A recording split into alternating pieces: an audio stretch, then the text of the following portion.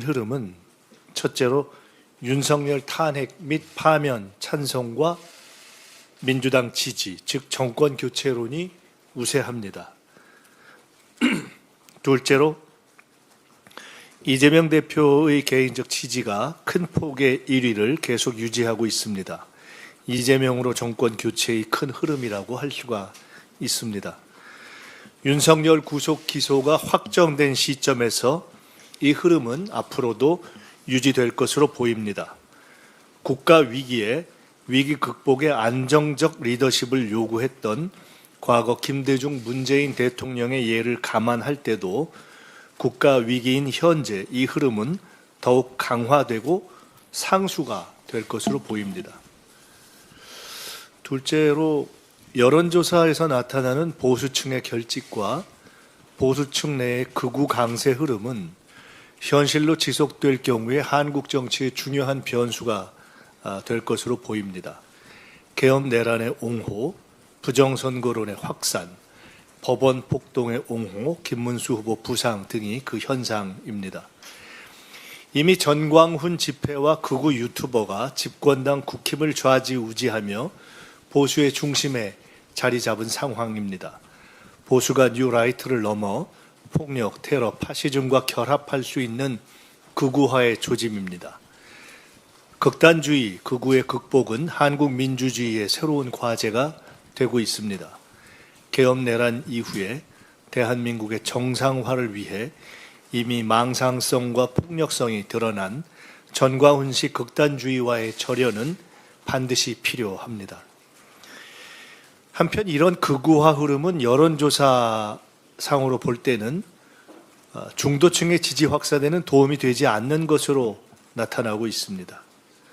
다만 이런 극우화는 국힘이 이재명 때리기에 올인하는 쪽으로 방향을 잡는 데에는 상당한 영향을 미친 것으로 보입니다.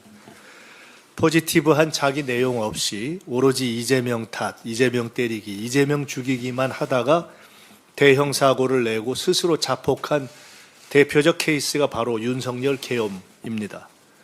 집권당이 윤석열과 똑같이 모든 사법기관과 절차를 비판, 부정하고 오로지 이재명 때리기만을 정치적 생존 전략으로 설정하는 것은 결과의 실패가 뻔한 자해 행위입니다. 아무리 이재명 탓으로 덮어도 본질은 결국 계엄과 내란, 폭동의 옹호입니다.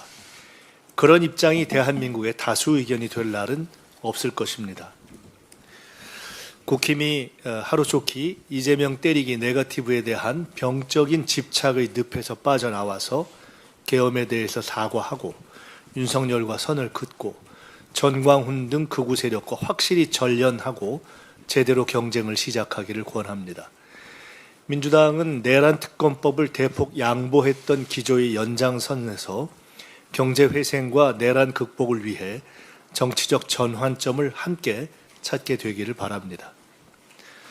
지금까지 말씀드렸던 여론조사와는 별도로 연휴 기간 중 민주당을 향해 전국 곳곳에서 가장 많이 쏟아진 주문은 한마디로 빨리 끝내고 경제 살려라 하는 것이었습니다.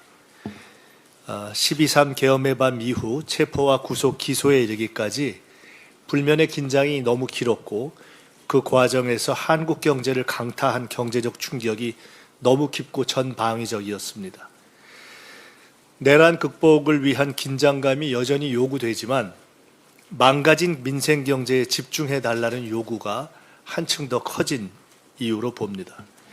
이러한 민심의 요구에 따라서 민주당은 경제 회생과 그를 위한 중장기 성장 전략 마련 노력도 더욱 강화할 것입니다. 내란 이후에 생긴 극도의 사회적 긴장과 갈등을 완화해야 할 민주당의 성숙하고 신중한 언행에 대한 요구도 많았습니다. 내란 진압의 격정을 한 톤 낮추는 차분함을 요구하는 목소리도 상당히 있었습니다. 더 큰 책임감으로 무겁게 듣고 반영할 것입니다.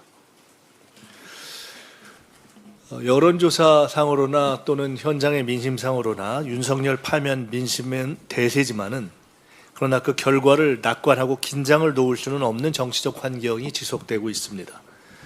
윤석열 파면이 확정되지 않은 상황에서 당장 조기 대선 준비를 시작할 수도 없는 상황임을 당원과 국민 모두가 이해해 주실 것으로 생각합니다. 단결해서 내란 옹호 흐름과 싸우면서도 국민을 안심시킬 보다 좋은 민생 정책을 내놓으면서 정치를 보다 정상화하는 국면으로 설 연휴를 기점으로 전환해 갈 것입니다. 당원 주권 민주주의의 토대 위에서 당원 및 국민들과의 소통 및 정책 토론도 보다 활발하게 전개해 가겠습니다. 광장에 열린 국민적 에너지 및 요구를 수렴하는 노력도 본격적으로 시작하겠습니다. 종합하면 결론적으로 정권 교체가 설 민심의 최대 요구이고 민주당의 절대 과제입니다. 흔들림 없이 실현해 가겠습니다.